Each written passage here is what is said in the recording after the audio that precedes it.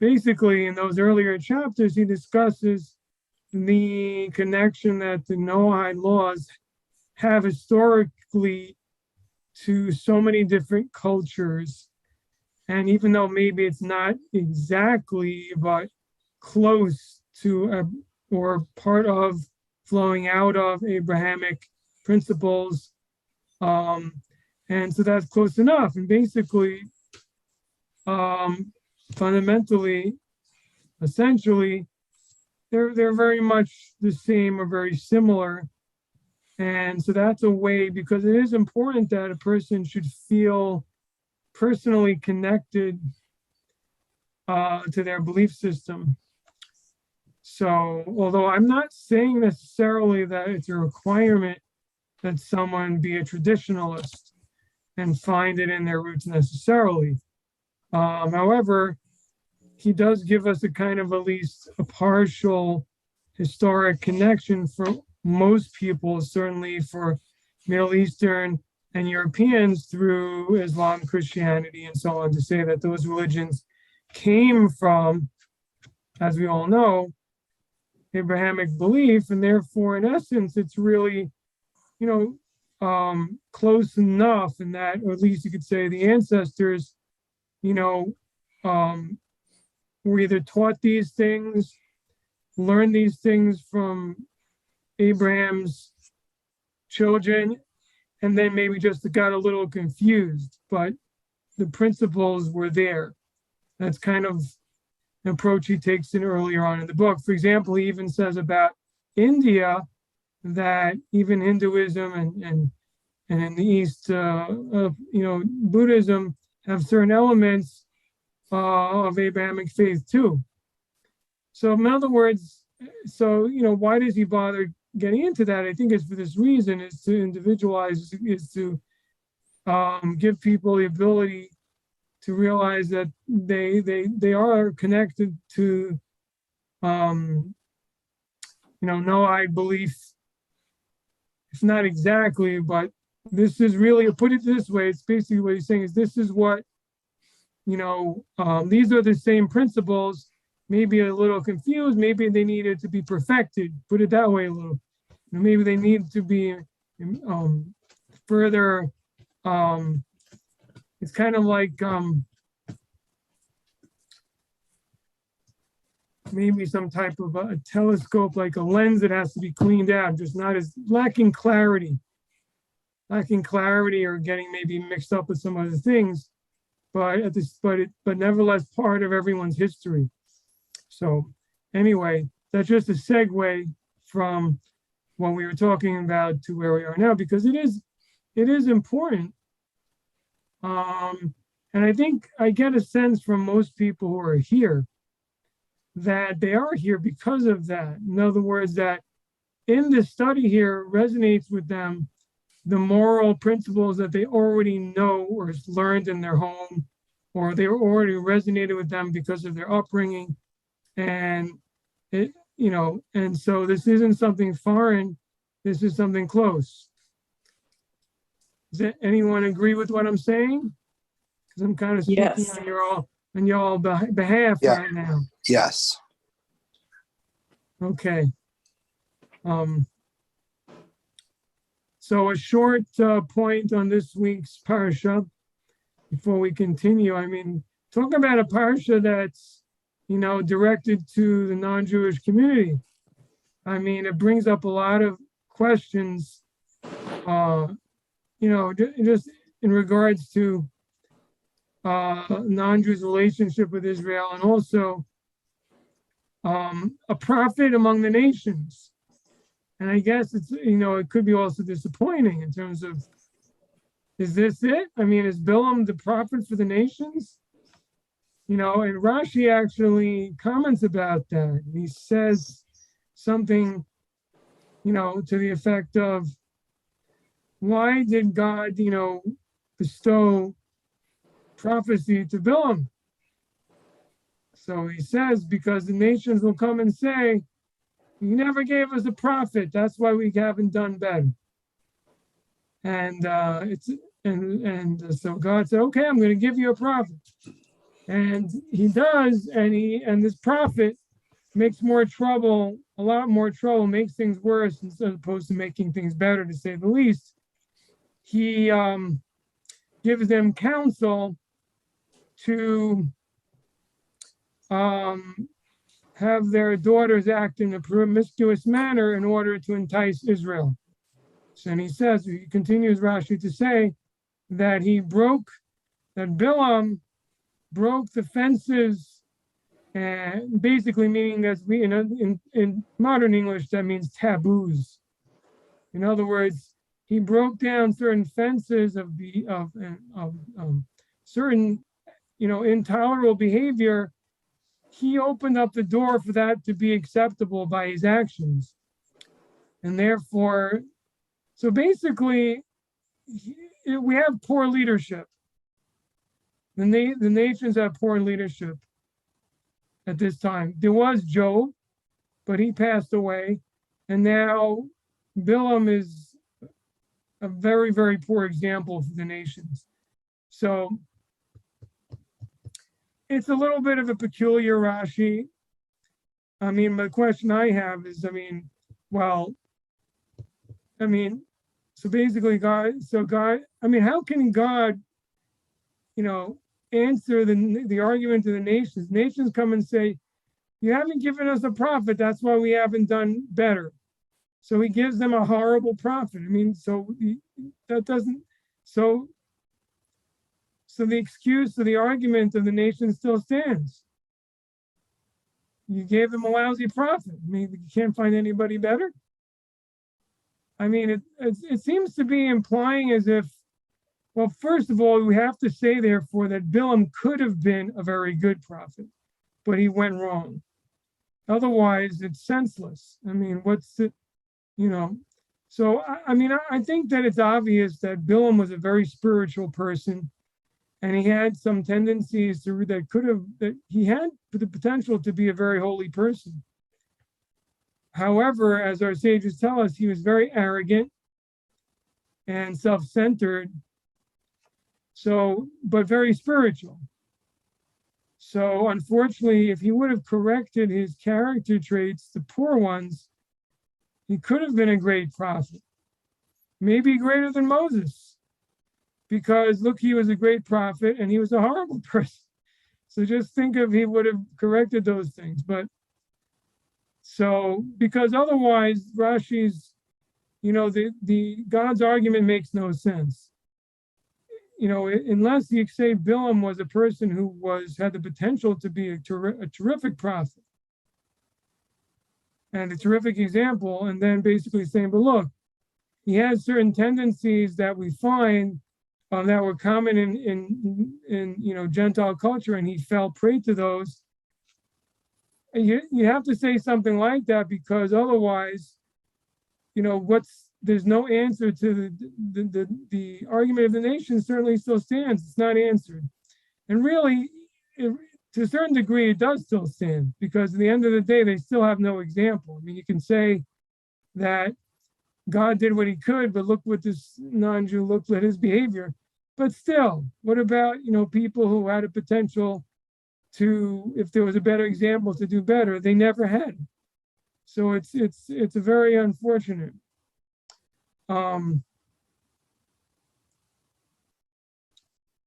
Yeah.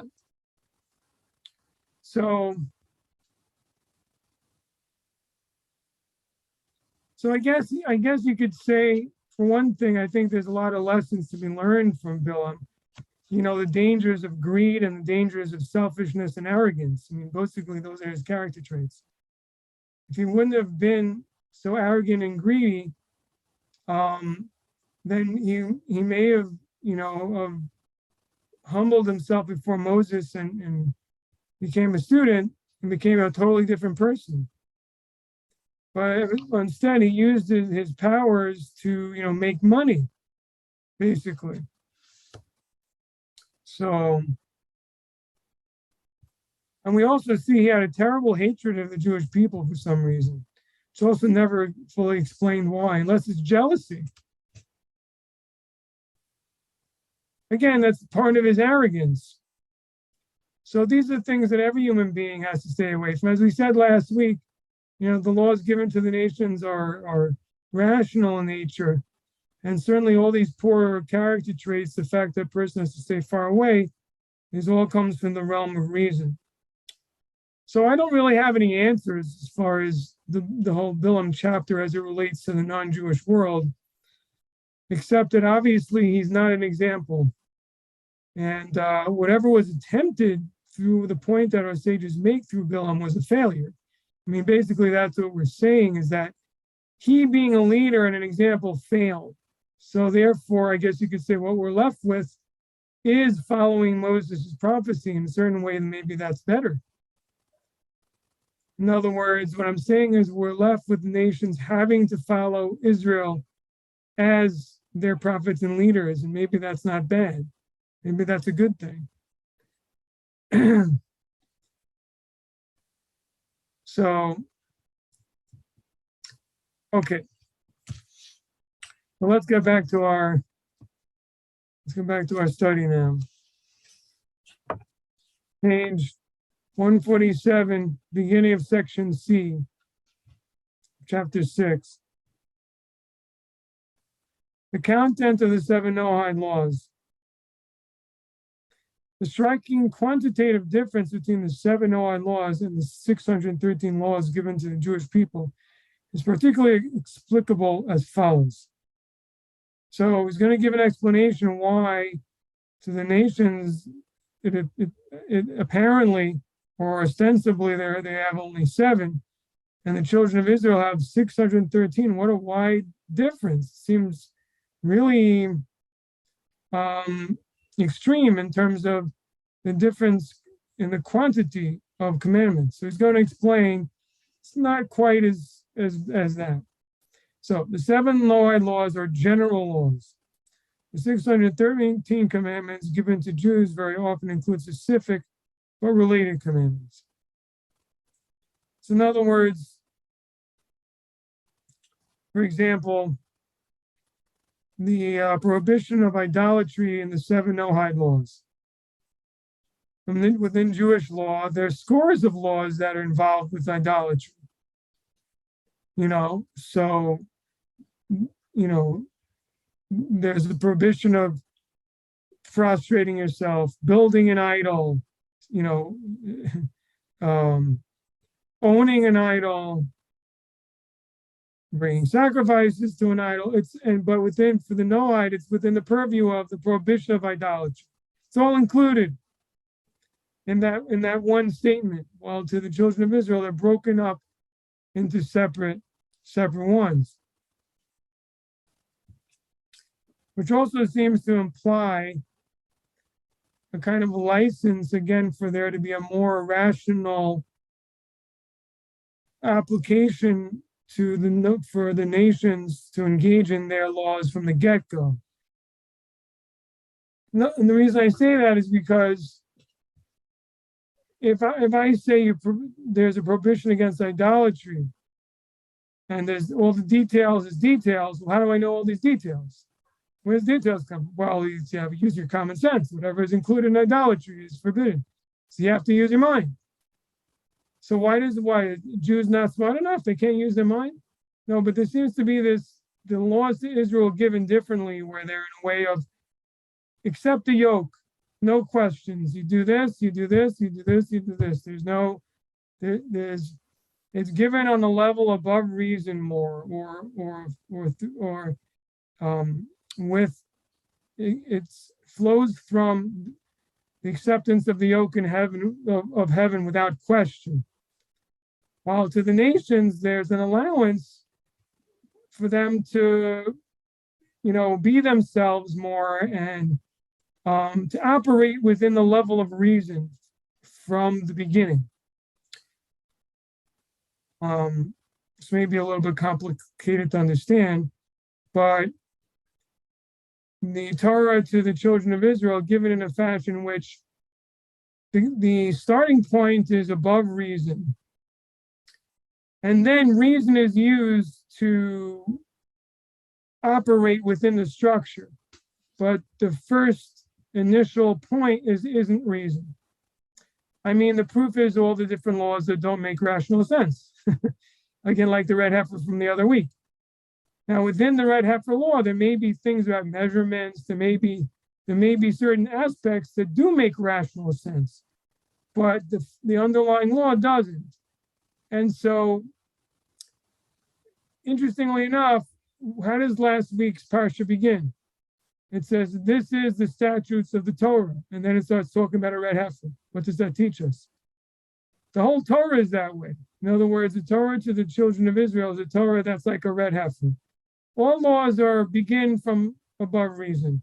And then you use your reason in order to structure them here on earth, but that's not where it really starts. And that's why many of those laws don't seem to have relate to reason. Why this has to do with the relationship of the Jewish people and God and the relationship of nations to God. And also, as I've said in the past, the Jewish people's purpose is, to bring the otherworldly down to earth, while the primary purpose of the Noahide law is to operate within the world and make the world better, but on its own terms, which is a wonderful thing, because then the world is actually better. It's a little complicated, but the idea is that we see this in ourselves. If we push ourselves, let's say, I'll give you an example. Somebody has, a teacher or a coach. That's a good example. Somebody's got, on a ball team, and the coach is pushing them, push, to the limits. But they're not really there. And eventually the coach is not around. They just flop down. They can't go on. It's just, without the coach, it doesn't work. So there's an advantage to the coach pushing, because then you can break your limits that you were at just on your own. But on the other hand, you really can't stay up there. It's just too much. Someone works with a trainer, maybe that's a better example. And so the person is really fit and really pushing you and pushing. The trainer is not there. You're not going to be able to do the same stuff. It's just not going to happen. Well, maybe I should speak for myself, but you get my point.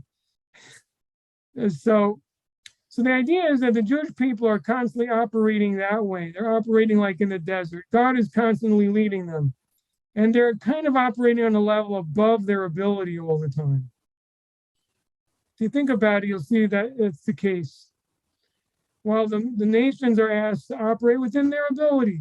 Why? Because that can be assimilated better within themselves and within the world. More assimilated, internalized change can take place that way. Now, the Jewish people are also called to do the same thing. They also need to try to understand the laws, meditate on them, change their mode of conduct to be better people and internalize also. But they're also asked to act on the first level, which is to do things above really where they're at, like day to day, just as a chap, just as an old bloke person. It's above being a person. If you think about some of the Jewish laws, you'll see what I'm saying. Because some of the things, just let's say shaking a lulav. What is shaking a lulav? I mean, it's something you're doing. You don't really understand what you're doing, right? But you're doing it. So that's the answer. The answer is that for that point, the person is walking with God. They're like messengers of God. They're behaving in a manner which is really above the world, almost like a form of an angel, doing things that are not really fully comprehensible here. They're also asked to give charity and control their behavior in terms of eating or monetary matters and a lot of other things which we can comprehend. So, and also sexual prohibitions which we can understand in terms of the sanctity of the family, etc. So that's the bottom line. There's two different levels, and The nations are operating within the rational level because that's the level of internalization, and that's the level of morality, and that's the level in which person is more involved with the world. Let's see if what else our author has to say. Now that I've put in my 2 cents. Thus, for example, there is a general Noahide law prohibiting theft and many individual Jewish commandments prohibiting various specific kinds of theft. So within Noahide law, all the different kinds of theft are included. In Judaism, in Jewish law, in Jewish commandments, every specific type is a separate commandment. We continue. The Noahide laws, thus, turning the page to 148, thus possess a relationship to the other commandments given to the Jewish people at Sinai, resembling some and excluding others. So the Noahide law resembles some of the Jewish commandments and differs and excludes other commandments. Where there is a resemblance, a key issue is what the nature of this relationship is. Yeah, so the question is where there is an overlap, where Noahide law commandments sound like they're the same as Israelite commandments. So are they the same or they're not? And so let's say they are the same. What would that entail? So what difference would that make? The answer is, the question then would arise then, does Noahide law have to contain, or does it have to follow all the different details that we find in Israelite law pertaining to that particular topic? So again, sticking to theft, if in Jewish law there's certain laws about theft, for example, about if the item changes hands or if the owner despairs from the item, there's certain laws about returning the item, that he doesn't have to return the item, he has to just return value. Is that also true in Noahide law? Do they have their own rules? So that depends. So he says, in the tradition of commentary on the revelation at Sinai, there are 2 principal views in answer to this question. And again, we've spoken about this before, but it's great review. And he gives the 2 approaches. One view understands the 7 Noahide laws as 7 unique, detailed prescriptions, which are different to the other 613 commandments of the revelation at Sinai. One view is they're completely unique, not connected to the Jewish laws. They're unique, different. So what that means is it gives them a lot more independence. And they wouldn't need to follow the details of Jewish law. Excuse me.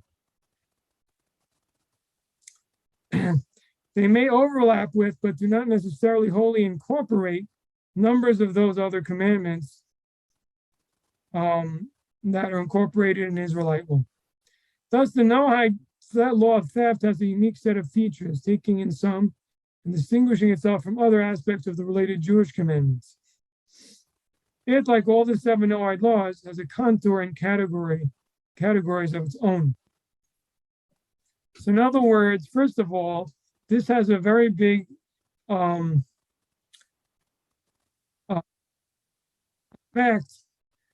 on Noahide jurisprudence. Because let's say a rabbi is an expert in Jewish law in theft. Can he be a judge for Noahide theft law? According to this first approach, the answer is no. Because he doesn't know it. He knows Jewish Israelite law. He doesn't know Noahide law. So he'd have to specifically have take a course on what is the Noahide laws on theft. And I mean, yeah, this would have to be really examined, but generally, it'd be a wide but limited category. So let's see. So that's one approach. One approach is they're separate. You can't really look to the Jewish details, for example, all the details in the Talmud. You can't look there to figure out what the Noahide law is. It's separate. That doesn't dictate anything. That's one approach. And that is the approach of the Rambam, Maimonides. And if you look at footnote 27, he says it there. Maimonides, and you can find it in chapters 9 through 10 of Hilchos Malachim. The laws of kings discusses the Noahide laws, according to the Rambam. The second view is that the 7 Noahide laws are, in fact, classes of laws, subsuming numbers of the 613 commandments given to the Jewish people, often larger in the entirety of their detail. The second approach is not that it's 7 unique categories or commands all their own, but they're classes. Each one is classes of laws, meaning that it subsumes a whole bunch of the commandments given to the Jewish people, often in the entirety of the detail of that law.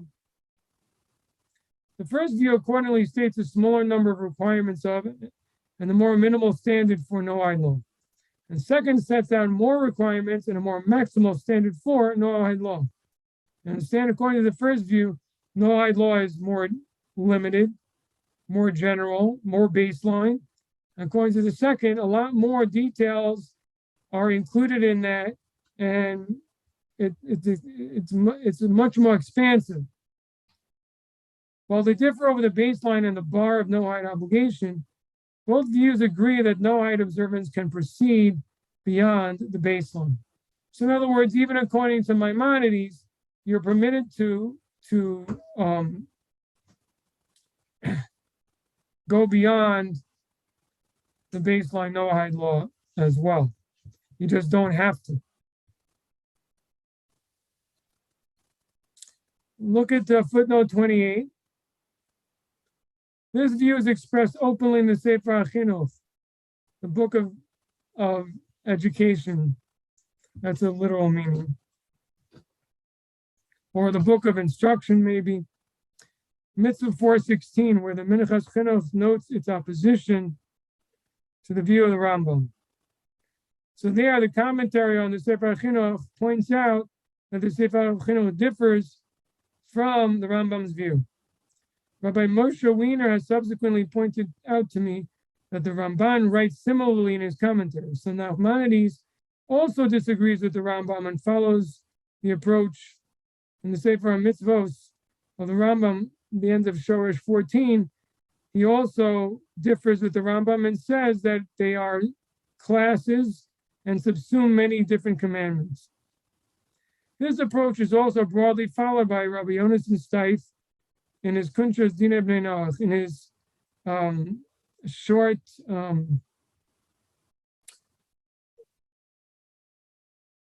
essay on the laws of Bnei Noach, included in his book, The Commandments of Hashem. And also in a more recent work by Rabbi Aaron Lichtenstein, The 7 Laws of Noah, New York, the Rabbi Jacob Joseph Press, 1981. These are all sources you can look into if you wish. See if you can find them online and so on. Okay. The difference between the two views as to whether each of the 7 Noahide laws is a single, though broadly defined commandment, or whether it is a class of seeming commandments from amongst the 613 other commandments, can be seen by further consideration of the Noahide law on theft. Okay, before we get there, but let's try to understand this a little bit better. Now, according to the first view, is theft just means thou shalt not steal, and that's it? Or is there more to it? So look how he explains it here. He says it's a single law, a single commandment, but broadly defined. So in other words, it's theft, but whatever you can fit into theft is theft. That's theft. Okay, if that makes any sense. If you can call it theft, then it's part of it. You can't call it theft, it's not. That's according to that approach.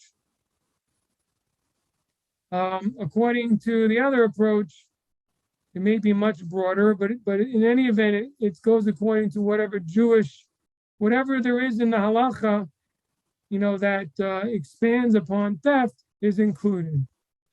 And it's a class of whole bunch of laws. Does that make sense? Everybody with me here, pretty much?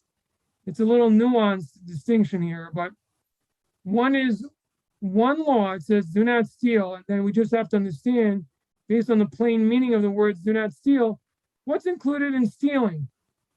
What's included in stealing? So you can steal someone's property, you can steal their rights to something, you can steal their invention, maybe an idea of theirs, right? So that's all stealing. Now, what about cheating, deceiving? Is that included? Not technically. It's not stealing, is it? You're stealing somebody's thinking. So that's basically the example of the difference, where according to the second approach, it may include things like cheating. It may include things like causing damage to someone else's property because it subsumes a whole class of law, which is more broad in general, and also, but at the same time, it's interesting. It's both broad and limited because it's broad in the fact that it includes different things that aren't exactly theft, but it follows exactly the Jewish pattern and not more. So that limits it in a certain sense too. For example, there's certain cases in Jewish law where, the famous people make fun of it, the ox that gores his friend's ox, famous case that kids like to pretend is so boring, but it's actually can be quite interesting. But anyway, the point is that according to Jewish law, it functions in a very certain way. For example, if an ox that has no history of goring, hasn't gored 3 times, and developed a habit of goring, then if that animal does the unexpected and does gore and kill another, cow or ox, the compensation can only be collected from the body of the animal, meaning to say the attacking animal's value is as much as you can go. You can't go more. You can't collect more. That's the Jewish law. That's how it is. It's called migufo, from its body, only from its value. It's a limit because since we're obligating someone to pay for something unexpected, it has limits. We don't go any farther than that. So the point is that within Noahide law, even though it would be expansive, including different forms of torts, as they call it in English or French, different forms of harm caused by someone's property, or still, it would be limited by Jewish law. Okay, so in other words, where Jewish law doesn't provide, does not punish, or does not obligate and find one liable, Noahide law wouldn't either, because it follows the exact details of Jewish law. Okay, so it's broad and yet restricted in terms of that. Okay, let's see, he's going to explain this more. According to the first view, prohibited theft is appropriation of another person or property without consent. So the first view, theft is simple. It's taking another person or a property without his permission. That's theft. This has a number of forms. It might include kidnapping a person, openly robbing, or taking by stealth goods of another, holding back wages, and taking unwarranted benefits from the workplace.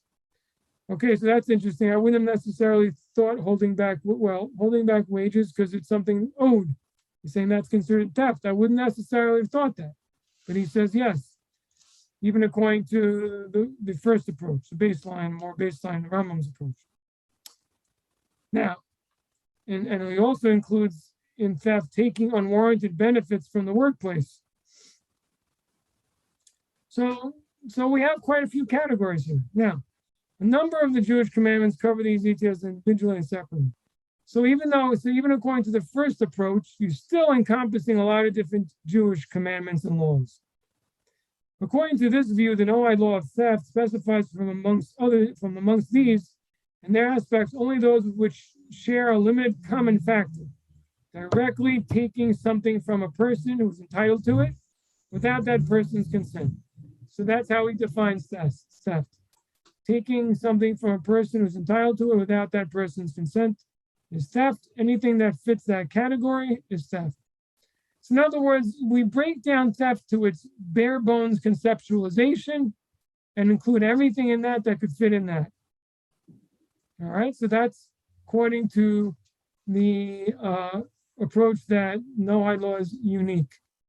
So it's unique means that it is exactly what it says. It's theft, murder, idolatry, blasphemy, etc. But we're going to conceptualize it, break it down to its bare bones fundamentals, and say anything that fits into that is included. And that's that. Next. This next paragraph on 150.